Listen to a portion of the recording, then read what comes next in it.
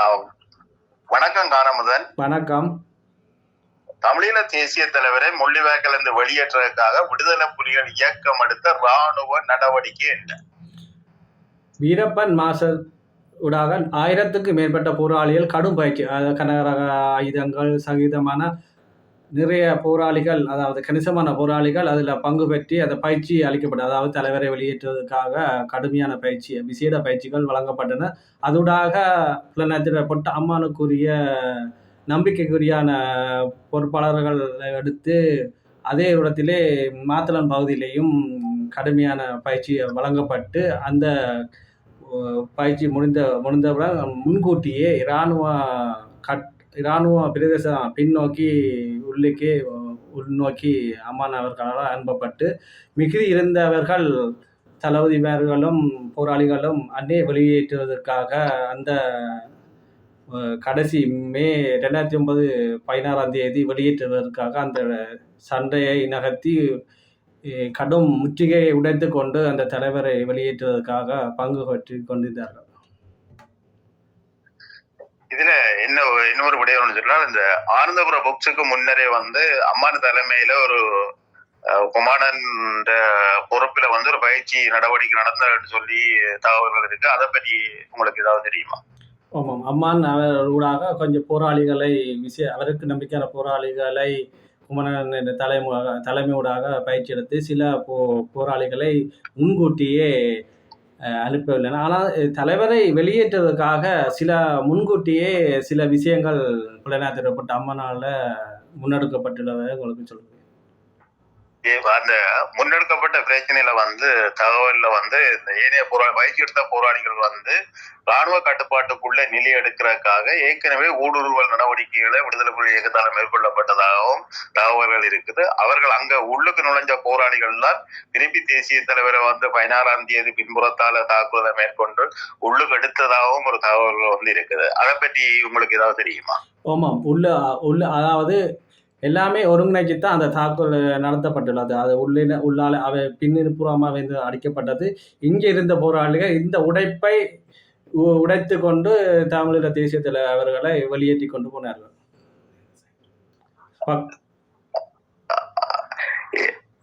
இங்க இருந்து வெளியேற்ற பின்னர் அங்கால இருக்கிற டீம் தான் அங்கால கூட்டிக் கொண்டு போனது. அப்படியா? அங்காலுக்குரிய பாதைகளை ராணுவ கட்டுப்பாட்டுக்குள்ள பாதை எடுத்து நில கொண்டிருந்த போராளிகள் அங்கால புறப்படுத்து அங்கால தேசிய தலைவரை கூட்டிக் கொண்டு போனது. அப்படித்தான் அங்கால இந்த நிலையெடுத்த போராளிகள் தான் ஒரு பக்கவாட்ட அவர்கள் அதாவது களமுனையிலே 4 புறமாக தாக்குதல் நடத்தப்பட்டது. ஒரு பக்கமாகத்தான் தலைவரை நகர்த்துவதற்காக ஒரு வழிதான் இவர்களுக்கு அந்த எந்த பக்கம் அவைக்கு தெரியும், எந்த பக்கம் உடைபடுதோ அந்த பக்கத்தால தலைவரை நகர்த்துறதுக்காகத்தான் அந்த 4 பக்கத்தால தாக்குதல் மேற்கொண்டவர்கள். அதில் ஒரு பக்கத்தை கடுமையான தாக்குதல், அதனூடாக பின்னுக்கு இருந்த போராளிகளின் தாக்குதல் நடத்தப்பட்டது. இங்கே இந்த கடுமையான தாக்குதல் நடத்தி தான் தேசிய தலைவரை கொண்டு அவர்கள் அந்த உள்ளுக்கு நின்ற அணிதான் பிறகு தலைவரை அதில் கொண்டு சென்றார்கள். ஏன் இந்த உண்மையை எனக்கு மறைச்சு இந்த தேசிய தலைவருக்கான வீரவணக்க நிகழ்வுகள் செய்யறதுக்கான இந்த நோக்கம் உண்மையில அந்த மக்களுக்கு சரியான ஒரு தகவல் போச்சேராதக்கூடிய காரணத்தை நீங்கள் எவ்வாறு இணைக்கிறீங்கள்? ஏன் இந்த மக்கள் இந்த விஷயத்த சரியா உற்று நோக்கி இதை அறியாம இருக்கிறார்கள்? இன்னைக்கு தேசிய தலைவர் இருக்கிறாருன்னு சொல்லி அம்மா கலைக்கிறார் என்ற விஷயம், தங்கச்சியின் உரையாடல் சம்பந்தப்பட்ட பல விஷயங்கள் வெளியில வந்த போதும் இந்த தேசிய தலைவருக்கான வீர வணக்க நிகழ்வுல இந்த குழுக்களோட சில மக்கள் ஒட்டி நிற்கிறார்கள். அவர்களுக்கு நீங்கள் என்ன சொல்ல வாரீர்கள்? அதாவது இவர்களுக்கு கடைசியில் என்ன நடந்தது, யாருக்குமே தலைவருக்கு என்ன நடந்தது கூடிய அந்த ஸ்பாட்டிலே யாருக்குமே தெரியாது.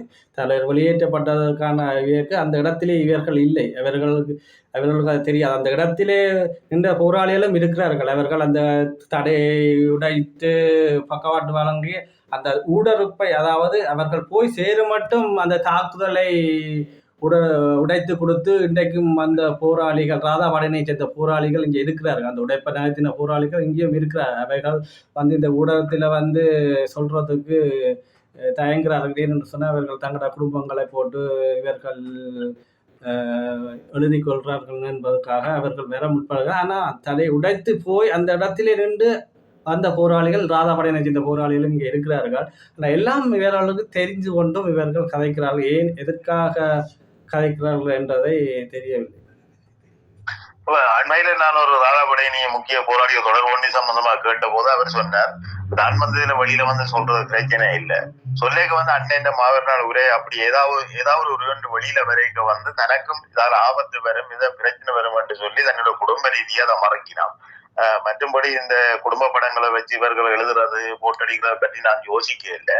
அப்படி அவற்றை இருப்பு சம்பந்தப்பட்ட விஷயத்த நான் எனக்கு தெரிஞ்ச உண்மை விஷயத்த சொல்ல போனா நாளைக்கு அண்ட வரைக்கும் தனக்கு பிரச்சனை வருமோன்னு சொல்லி தன்னோட குடும்ப ரீதியா பயப்படினவன்றதுக்காண்டித்தான் நான் அந்த விஷயத்த சொல்ல இல்லை.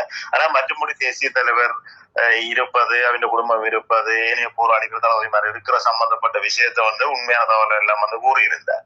இவ்வாறான சம்பவங்கள்லாம் கரவேற்ற மௌனத்துக்கு இந்த மௌனங்கள் இப்ப இவ்வாறு இருக்கிறபடியால்தான் இந்த பிள்ளையானவர்களின் கதைகளும் பொய்யானவர்களின் கதைகளும் வந்து இன்றைக்கு மேலோங்கி உள்ளது. அப்படித்தானே? பல பேருக்கு இதை பற்றி, அதாவது தலைவர் இருக்கிறது பல பேருக்கு தெரியும், தெரிஞ்சு கொண்டும் இவர்கள் இந்த வீர நிகழ்வை செய்திருக்கிறார்கள். எல்லாருக்குமே தெரியும் தலைவர் இருக்கிறார். ஆனால் இவர்கள் வந்து தலைவருக்கு அதில் நின்றவர்கள் இல்லை. அதாவது தலைவரை கூட்டிக் கொண்டு போனவர்களுக்கு தான் தலைவர் எப்படி கொண்டு போனாங்களன்றதை அவர்களுக்கு தான் தெரியும். இவர்களுக்கு எல்லாருமே கதைச்சி அவர் இப்படி சொன்னார், இவர் இப்படி சொன்னார் என்று கதைச்ச உருவத்தில் தான் இவர்கள் கதைக்கிறார்கள். இவர்களுக்கு யாருக்கும் தலைவர் அந்த இடத்துல நிற்கவும் இல்லை, இவருக்கு எதுவும் தெரியாது. அதாவது இவர்கள் வந்து அங்கு தலைவரை அந்த இதிலிருந்து கூட்டி அந்த முறியடித்து கொண்டு வந்த போராளிகளுக்கு தான் தெரியும். அவர்கள் வந்து வெளியில வந்து சொல்லிக்கல தான் இவர்களுக்கு தெரியும். அவர்களுக்கு தான் தெரியும் எப்படி போனாங்க, எப்படி எதால உடைச்சு போனாங்க என்று வந்து அவர்கள் ஒரு நேரத்தில் வருவார்கள் வந்து சொல்வார்கள். அப்போ நீங்கள் நம்புவீர்கள் இவர்கள் எப்படி போனார்கள் போறான். இவர்கள் சொல்றபடி எதுவுமே இல்லை. இவருக்குமே தலைவருக்கு என்ன நடந்ததுன்றது இவருக்கு தெரியாது. தலைவர் கொண்டு போன போராளிகள் அவர்களுக்கு மட்டும் அதை தெரியும். அவர்கள் வருவார்கள், அவர்கள் என்னுடைய கதைத்தார்கள். ஆனால் அவர்கள் வருவார்கள் வந்து சொல்வைக்க இவர்கள் அப்பைக்குதான் இவைகள் விளங்கிக் கொள்வினம் என்றதை நான் உங்களுக்கு சொல்கிறேன். சரி, இதுல வந்து இப்ப குறிப்பா சொல்ல போனா விடுதலை புலி இயக்கத்துல எத்தனையோ தாக்குதல் படையணிகள், எத்தனையோ நிர்வாக கட்டமைப்புகள் இருந்தது. இந்த குறிக்கப்பட்ட 2 படையணியை சேர்ந்தவர்கள்லாம் இவ்வாறான குழப்ப ரீதியான செயற்பாடுகளில் ஈடுபடுறார்கள். ஒன்று வந்து ராதா படையணியில இருந்து செயற்பட்ட ஒரு சிலர், அவர்களும் புலனாய்வுத்துறையில ஒட்டம்மானால கைவிடப்பட்டவர்களும் தான் இந்த குழப்பகரமான தேசிய தலைவருக்கான வீரவணக்க நிகழ்வை வந்து அரங்கேற்றி முடித்தார்கள் என்ற நிலப்பாடு தான் வெளியில பரவலாக பேசப்படுகிறது. இதை பற்றி நீங்கள் என்ன சொல்றீங்க? நாங்களும் அதைத்தான் கருதும். ஏன் இவைகள் என்னத்துக்கு பின்னணியில நிக்கினம் என்பதை எங்களுக்கு தெரியல. இவர்கள் பின்னணியில இவர்கள் யார் நிற்கிறார்கள், ஏன் இப்படி செய்யணும் என்றதை ஆராய்ந்து கொண்டே இருக்கிறோம் நாங்கள். சரி, நன்றி. காலமுதனைத்தோட முடிச்சு கொள்வோம். அடுத்தடுத்த பதிவுல நாங்கள் தொடர்ந்து இதை பற்றி காய்ச்சி கொள்வோம். நன்றி, வணக்கம்.